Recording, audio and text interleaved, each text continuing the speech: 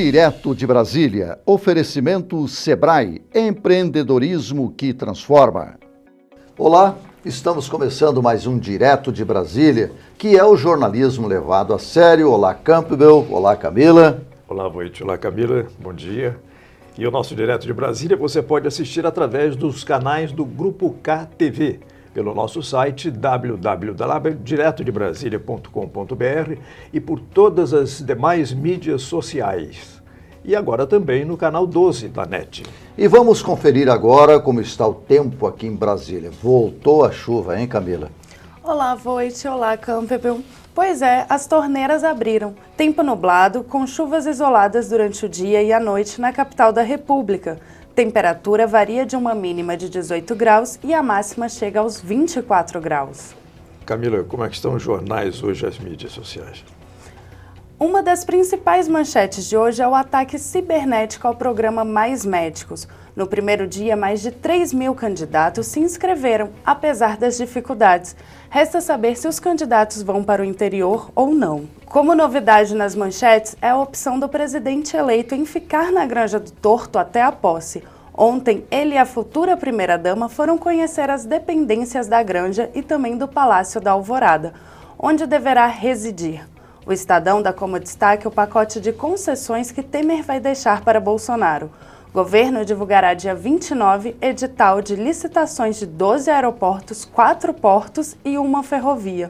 O G1 traz como destaque o prazo até o dia 7 de janeiro para o presidente Lula apresentar alegações finais sobre o sítio de Atibaia. Valeu, Camila. Agora vamos ver como se comportou o mercado financeiro. A Bovespa operou em baixa de 0,72% e o dólar operou em alta de 0,22%, cotado a 3,798. O mercado opera estável e reage bem ao anúncio do novo governo. Agora nós vamos fazer um pequeno intervalo e depois vamos ver os melhores momentos da nossa entrevista com o vice-presidente da República eleito, o general Hamilton Mourão.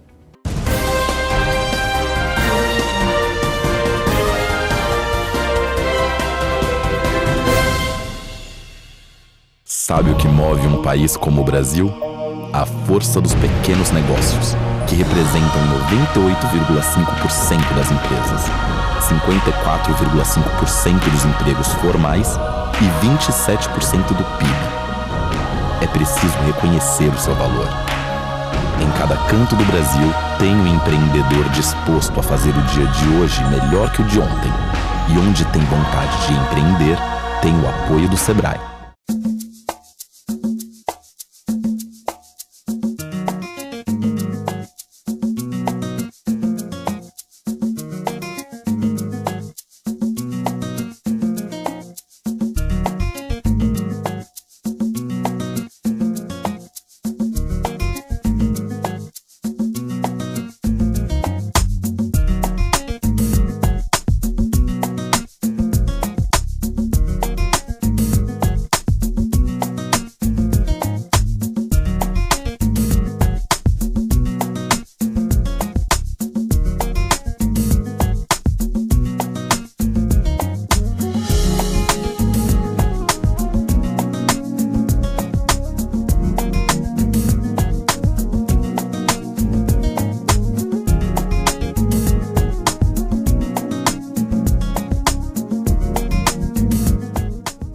Sabe o que move um país como o Brasil?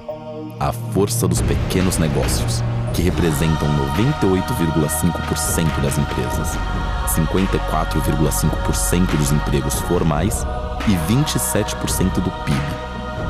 É preciso reconhecer o seu valor. Em cada canto do Brasil, tem um empreendedor disposto a fazer o dia de hoje melhor que o de ontem. E onde tem vontade de empreender, tem o apoio do Sebrae.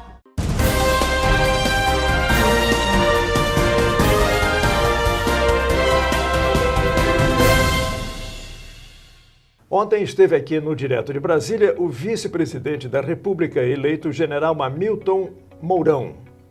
Saiu muita coisa boa dessa entrevista e nós vamos rever então os melhores momentos da entrevista com o general Hamilton Mourão. Satisfação em recebê-lo aqui, é uma alegria e uma honra tê-lo no nosso Direto de Brasília hoje. Bom dia, Voit, bom dia, Campbell. satisfação enorme a minha por ter recebido esse convite de vocês e poder a gente conversar um pouco e transmitir algumas ideias aí àqueles que acompanham o programa de vocês. Ok. General Mourão, o senhor é gaúcho de Porto Alegre, tem uma história rica no Exército Brasileiro, com passagens, inclusive, como adido militar na Venezuela. Mas a nossa curiosidade é saber como e quando o senhor decidiu entrar na política. Bom, na realidade eu não decidi, né? O que aconteceu? Quando eu terminei meu período no serviço ativo, né, no começo desse ano, né, o deputado Jair Bolsonaro me procurou e disse que poderia precisar de mim, né? Então aí eu procurei um partido político para me filiar. Por meio de um amigo comum, aí, o general Paulo Assis, me levou até o Levi Fidelis, né, presidente do PRTB, e eu me filiei ao PRTB. E fiquei aguardando a necessidade do Bolsonaro, né?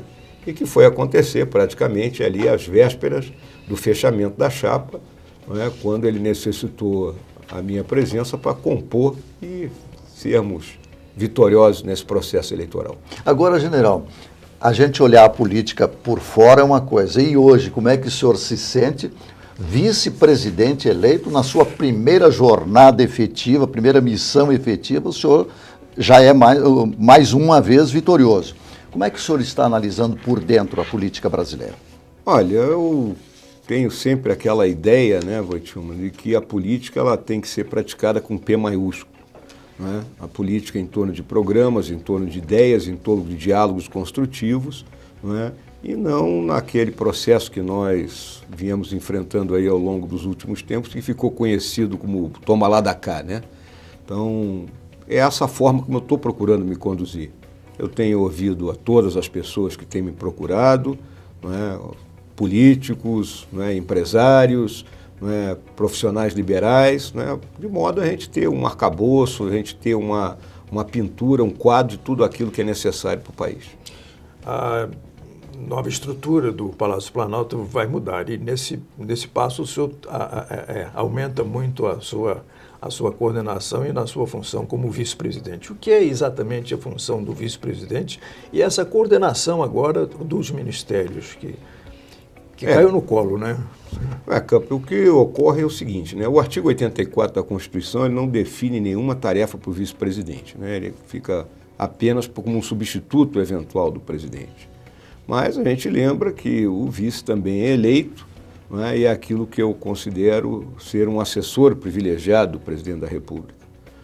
Então nós estamos com a visão de que a vice-presidência poderia, uma vez que o presidente assim o decida, receber essa tarefa de coordenar os ministérios, o trabalho dos ministérios, os principais projetos, dentro daquilo que nós consideramos a governança moderna, não é, que nós temos que implementar aqui no Brasil como forma de evitar o desperdício de recursos, não é, de controlar os projetos que estão sendo realizados e também, e principalmente até, fazer aquela coordenação, aquela sintonia fina quando mais de um ministério está envolvido em uma atividade. Agora, general, o governo está começando quase uma espécie de terra arrasada, porque tudo que o brasileiro não quer, ele sabe. O que ele quer, ele vai descobrir agora se vai ser implementado ou não. A curto, médio prazo, o que o senhor imagina que precisa ser feito imediatamente? Nós temos os problemas estruturais aí do país, né, que precisam ser atacados, né, começando pela questão do déficit fiscal, né, então nós estamos entrando aí praticamente no 6º ano no vermelho, né, isso aí nem uma família comum aguenta, quanto mais um país.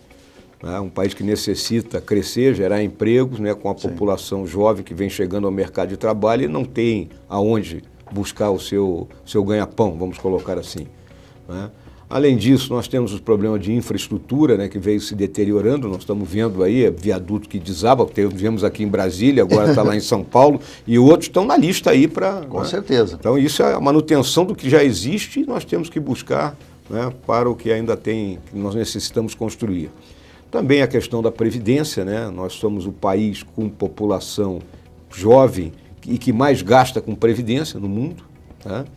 Nós também temos que ver, né, essa questão da segurança pública, né, que é uma coisa que assalta todas as cidades grandes, médias e até as pequenas, né? Então, em torno desses temas é que o governo vai procurar se orientar nos seus primeiros momentos. General, nesse novo desenho da estrutura do Planalto, a vice-presidência ficará também em cargo com 2 subchefias da Casa Civil, né? Que é a de análise e acompanhamento de políticas de governo, articulação e monitoramento, e também estudado a vinculação das PPIs, né? Dos programas de parceria.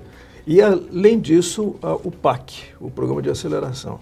Como é que o senhor vê essa nova atribuição, uma outra missão para a vice-presidência? Na realidade, isso, volto a dizer mais uma vez, viu, Campo, isso aí ainda é um estudo, né? Está sendo estudado, uma vez que a quantidade de tarefas que estão distribuídas à Casa Civil a partir da nova estrutura do Palácio, né, é um peso bem grande para o ministro Onyx, né? Apesar de toda a competência que ele tem, de toda a sua capacidade, mas ele tem uma tarefa fundamental que é a ligação com o Congresso, né? E essa não será fácil de ser executada. Sim. A gente sabe disso.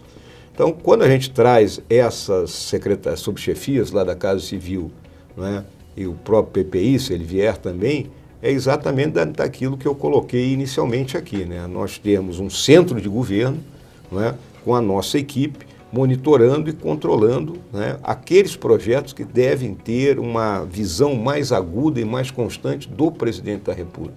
Chega a ser até uma visão meio militar da coisa, vamos colocar assim, porque nós, quando estamos em operações, nós criamos um centro de comando e controle. Então, a presidência da República funcionará, a vice-presidência funcionará como um centro de comando e controle, levando ao decisor principal, que é o presidente, aquelas linhas de ação para que ele, né, impulsione o país. Nós, como civis, estamos observando e querendo uma coisa que o senhor acaba de dar um norte. Quer dizer, disciplina para executar os projetos que estão propostos. Isso é muito bom. Voitiumas, se a gente não proceder dessa forma, nós não vamos conseguir reorganizar o país. Né? Então, no momento que a gente quer passar aquela imagem de austeridade, né, e de que os recursos serão corretamente empregados, tem que haver coordenação e controle, senão haverá desperdício. Até houve um elogio de um ex-futuro ministro da Educação dizendo que a escola dos sonhos dele era a escola que praticada no Realengo e outras escolas militares e que não era um sonho só do presidente Bolsonaro. Isso já é um ganho, né? Que é um ex-futuro ministro petista. Quando a gente fala em termos do Exército Brasileiro, especificamente, né, o nosso sistema de educação é onde nós sempre investimos o máximo possível dos nossos recursos, porque a gente sabe que podemos ter excelente armamento, podemos ter aeronaves, né, podemos ter bons quartéis, mas se não tivermos gente capacitada e competente, nada disso adianta. Uma das questões que está muito sendo falada na mídia ainda é a questão do programa Mais Médicos, né? E o senhor disse que metade desses médicos ficarão no Brasil. O senhor imagina que isso daí possa realmente acontecer tendo a família segura lá em Cuba? Eu disse assim, posso até fazer uma profecia, né? Porque são mais de 8 mil médicos nesse país. A gente sabe que 200 já saíram, uma coisa extremamente, em torno de 200, né? Extremamente estranho, que esses foram os primeiros, não sei como, porque eu acompanhei o processo da inserção, né, desse pessoal. Eu era comandante militar do Sul na época e a Força Aérea realizou o transporte deles. Sim. Nós os alojamos nos nossos quartéis, né? Levávamos para os centros de treinamento quando eles foram capacitados inicialmente e depois, com nossas viaturas, os distribuímos nas cidades do interior. Isso no caso específico lá na área do Rio Grande do Sul, Santa Catarina e Paraná, e que também aconteceu em outros estados.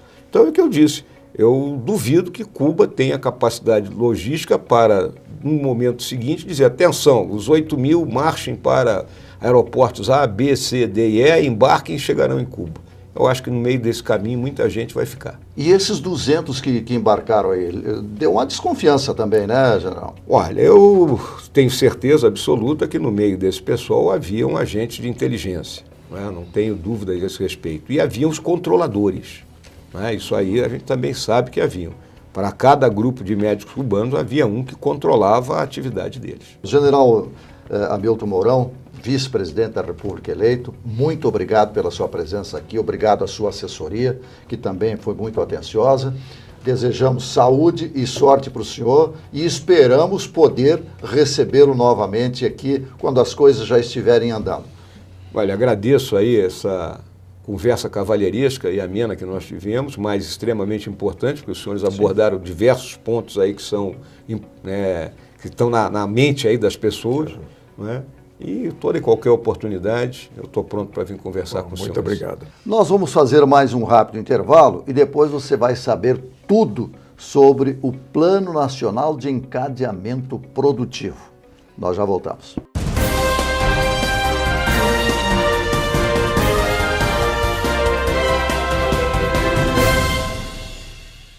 Sabe o que move um país como o Brasil? A força dos pequenos negócios, que representam 98,5% das empresas, 54,5% dos empregos formais e 27% do PIB. É preciso reconhecer o seu valor. Em cada canto do Brasil, tem um empreendedor disposto a fazer o dia de hoje melhor que o de ontem. E onde tem vontade de empreender, tem o apoio do Sebrae.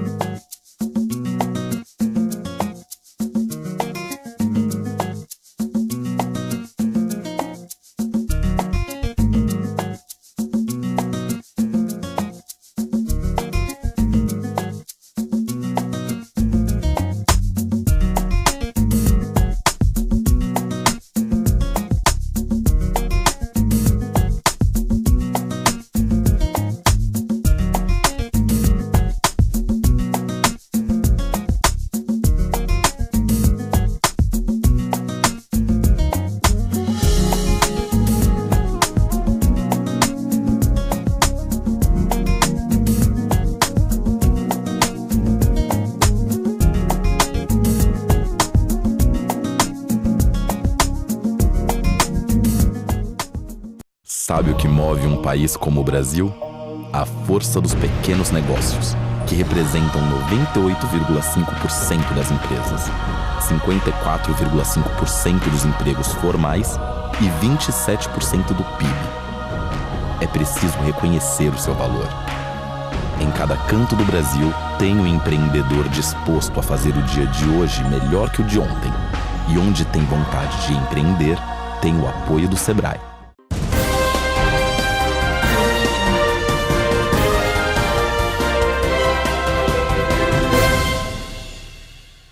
Estamos recebendo hoje aqui no Direto Renato Perlingeiro Salles Júnior, coordenador do Programa de Encadeamento Produtivo do Sebrae Nacional. Primeiramente, Renato, bom dia. Bom dia. Seja bem-vindo ao nosso Direto. Você já poderia começar nos explicando exatamente o que é encadeamento? Então, encadeamento é conexões, né? Então, é conexões entre pequenas e grandes empresas, num belo de um programa aí que o Sebrae tem já há algum tempo, que a gente tem a maior satisfação de estar apresentando e compartilhando um pouquinho dessa estratégia de atuação que a gente tem trabalhado em todo o Brasil. Mas o que é encadeamento? Como é que vocês trabalham? Vocês chamam as pessoas, chamam as empresas, são pequeno, médio produtor, médio investidor? Como é que atua? Como é que age? Perfeito. Então, o encadeamento produtivo, na verdade, precisa ter duas questões, são dois elementos, né? Primeiro, precisa ter um grande representante do mercado, né? E aí é uma figura da grande empresa, tá certo? Grande empresa, uma grande multinacional, uma grande empresa agroindustrial, uma grande empresa industrial ou comercial, tá certo? Que precisa nos sinalizar onde que ela tem problema de operação com pequenas empresas. E aí a agenda do Sebrae é de melhorar o desempenho dessas empresas com quem ela já se relaciona ou prospectar novos pequenos negócios para apresentar para essas grandes empresas em todo o Brasil, né? Temos experiências aí no agronegócios, né? na questão de aviação, projetos na área de defesa, projetos na área de distribuição de produtos, serviços. Então, esse é um projeto bastante interessante que está alicerçado em 3 pilares, né? Que é a questão da competitividade, inovação e sustentabilidade dos pequenos negócios. Eu vou usar uma expressão aqui que, se não for, você pode assim, claro. falar, não é nada disso. Mas assim, então, a grande empresa seria o encadeante, né? E o encadeado seria essa empresa. Ela participa de um processo para poder participar desse processo todo de encadeamento? Sim. Na verdade, as duas participam de um processo, né? Porque a grande, ela vai entrar com um elemento que é muito mais qual é a percepção dela da cadeia, né, que ela opera. Então, aonde que a sua base fornecedora está falhando, se não está entregando no prazo, se está precisando melhorar a questão, né, de produtividade, certificações, ou se o cliente da grande empresa também precisa melhorar questões de gestões, questões de desempenho relacionado à entrega daquele produto que a grande, né, acaba sendo distribuidora via uma rede de pequenas empresas. Então, as duas fazem parte do processo. A grande precisa estar genuinamente dentro do projeto, né, não é basicamente só financiadora, precisa estar junto, precisa fazer o projeto junto, dar informações, estar em fases críticas do nosso programa, né? Então, cada programa ele acaba sendo estruturado na figura de projetos, né, de atuação. Vamos fazer algum exemplo, né? Sim. Por exemplo, as montadoras de carros no Brasil. Seria um processo nessa linha? Sim, nós temos algumas experiências na cadeia do automotivo, né? Temos uma operação bem estruturada em Pernambuco, né? É um projeto que, inclusive, está indo para um segundo ciclo, né? Então, é importante que a cada ciclo a gente resolve níveis de problema. Depois que a gente resolve aqueles problemas, a gente consegue trabalhar uma etapa mais de inovação, desenvolvimento tecnológico, melhoria de processo produtivo. Então, o setor automotivo, a gente trabalha muito na questão que eles chamam de Tier 3, Tier 2, que são a segunda, terceira camada, né, de fornecedores de serviços industriais, supridores de logística, né? Então, que são fornecedores que precisam estar altamente qualificados para entregar serviços de alto padrão. Vamos esmiuçar um pouquinho mais. Por exemplo, nessa cadeia produtiva automotiva, que empresas, pequenos e médios e microempresários estão atuando como? Produzindo peça, manutenção? Como é que eles são? Perfeito. A gente tem dois tipos de público nesses projetos no automotivo, para exemplificar. Nós temos os fornecedores de injeção plástica, que fazem, né, por exemplo, as lanternas dos carros, né? Nós temos fornecedores de usinagem de peças, que são serviços industriais. Temos fornecedores de logística, que prestam serviço de entrega e leva. Servidores prestadores de serviço de manutenção, por exemplo, da planta, manutenção de ar-condicionado, manutenção de maquinário. Então, assim, é bem diversificado, né? Bem diversificado. Fornecedores de peças, né, que é e-commerce, tem de tudo. A gente já entra até na alimentação. Então, quem define aonde que está o problema é a grande empresa e o Sebrae entra na agenda do melhoria do desempenho desses pequenos negócios. Bom, nós vamos continuar a nossa conversa com o Renato. Como vocês viram, esse negócio de encadeamento produtivo é muito maior do que a gente imagina. Inclusive na área de turbinas para aviões e no agronegócio. Aguarde um minutinho que a gente já volta.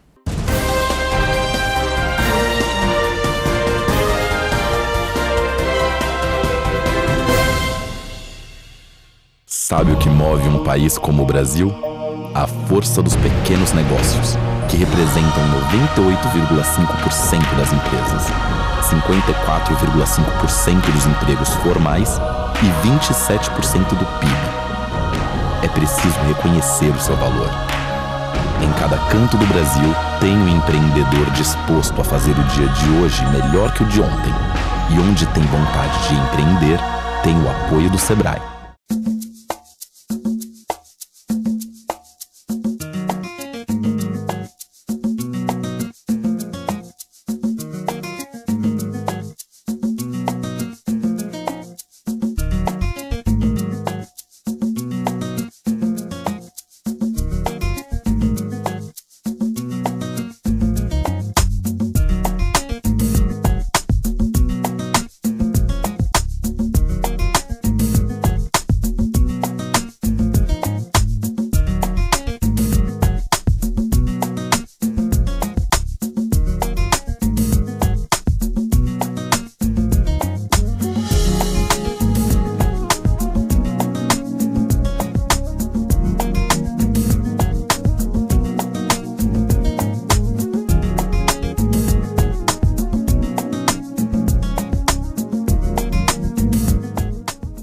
Sabe o que move um país como o Brasil?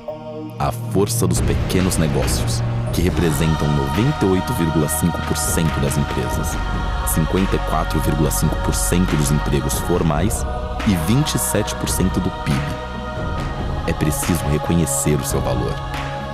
Em cada canto do Brasil, tem um empreendedor disposto a fazer o dia de hoje melhor que o de ontem. E onde tem vontade de empreender, tem o apoio do Sebrae.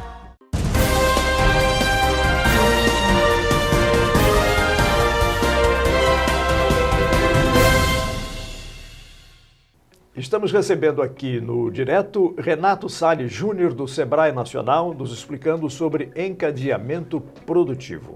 Renato, hoje é possível saber o grau de entendimento dos pequenos e médios empresários e até dos grandes também a respeito dessa integração? Sim, nesses projetos é muito interessante essa relação entre as grandes e a pequena, né? Porque o Sebrae acaba que ele entra como um terceiro elemento e ele acaba um intermediador desse processo de integração, né? Então a gente entra muito traduzindo como que são as políticas corporativas da grande empresa, né? Traduzindo isso para a pequena empresa e também melhorando as competências dos pequenos negócios para que a relação comercial se estabeleça. O Sebrae, eu acho interessante isso, né? O Sebrae, ele faz essa busca das empresas para poder fazer o encadeamento necessário? Tem duas frentes, né? Existe uma frente que é de prospecção de potenciais parceiros para o encadeamento. Então, se a grande empresa tem uma necessidade de fornecedores ou clientes estratégicos em determinada região, isso pode ser um input da nossa operação, mas hoje nossas operações estão mais concentradas na melhoria do desempenho de quem já é fornecedor, de quem já é cliente da grande. Vocês tentam melhorar, né? Porque o que acontece? Ao prospectar, a gente leva mais tempo para que o encadeamento aconteça, porque tem que fazer todo um levantamento, fazer georreferenciamento, validar, ver o perfil dessas empresas, ver se a grande realmente quer operar com eles. Quando a gente já trabalha com quem já está encadeado, a nossa agenda é muito mais de melhoria do desempenho, trabalha competitividade, não conformidade, trabalha certificações. A integração fica mais ajustada, ágil, mais rápido. E existe um terceiro elemento que é quando a gente já tem as empresas que já estão encadeadas e a gente já trabalha numa agenda de desenvolvimento tecnológico. E aí a agenda é mais sofisticada, que a gente consegue identificar problemas que a grande tem, apresenta startups, empresas de base tecnológica, oferece soluções para a grande e aquilo ali melhora a operação de toda a cadeia. Esse é um dos Quais as programas. empresas hoje que mais demandam esse tipo de procedimento, né, de encadeamento produtivo? A gente tem, falando bem objetivamente, o nosso portfólio a gente já trabalhou com mais de 170 grandes empresas no Brasil, né? Atualmente a gente está trabalhando com 50 grandes empresas. Então tem do setor de energia, a gente tem empresas do setor do agronegócio, né? É bastante intensivo, setor de aviação, setor de defesa. Então o encadeamento é uma agenda que serve para todos, setor hospitalar, saúde, bem-estar. Então é só nos procurar o Sebrae, né? O portal do Sebrae tem muita informação sobre encadeamento produtivo. Quando a economia está em alta, esse volume ele aumenta? Excelente pergunta, Carlos. Esse é um ponto interessante. Eu fiz até um estudo interno lá no Sebrae em que a gente comparou nossas experiências de encadeamento no período do crescimento econômico agora, né, que foi de 2012 até 2014, 2015, 2015 a 2018. Nosso portfólio mudou muito. Agora, no período de crise, as grandes empresas nos procuraram mais para melhorar o desempenho dos seus clientes, para manutenção de share, melhorar relacionamento com seus clientes de pequeno porte, que são importantes, né? E quando a gente tem a questão de abundância, de crescimento, o portfólio migra para mais projetos com fornecedores. O serviço, ele cada vez mais seja melhor, mais bem feito, né? A expectativa é essa, né? Que as pequenas empresas melhorem seus padrões, né, de serviços e produtos para que todos ganhem, né? Ganha a relação com a grande, ganha a sociedade, ganha a cadeia como um todo e ganha o país porque tem empresas com competências e até para competir fora do Brasil. Agora, como é que o pequeno agricultor, o pequeno produtor rural pode entrar nesse encadeamento? Excelente pergunta. Uma das questões que é clássica é a capacidade do Sebrae de falar com qualquer que seja pequena empresa, né? Seja pequena produtor rural, seja uma pequena panificação, uma pequena empresa de engenharia. Os produtores rurais têm sido um público bem presente no nosso projeto, são mais de 3 mil famílias, né, de produtores rurais sendo atendidas, né, pelo Brasil afora, e nós temos metodologias de trabalho feitas sob medida para esse público, né? Um público que trabalha de sol a sol, né? E que a gente consegue fazer programas de melhoria de qualidade, diversificação de produção, né?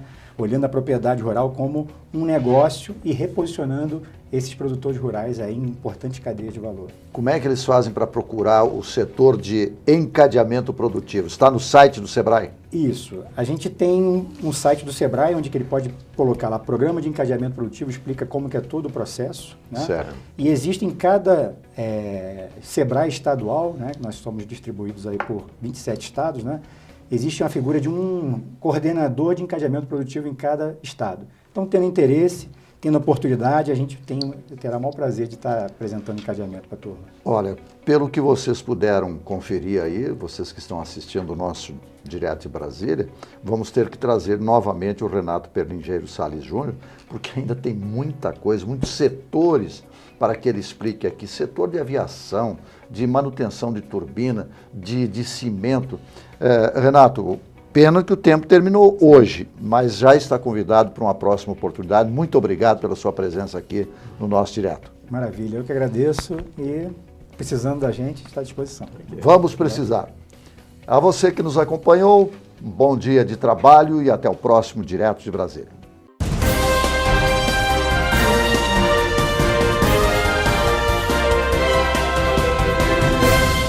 Direto de Brasília, oferecimento Sebrae, empreendedorismo que transforma.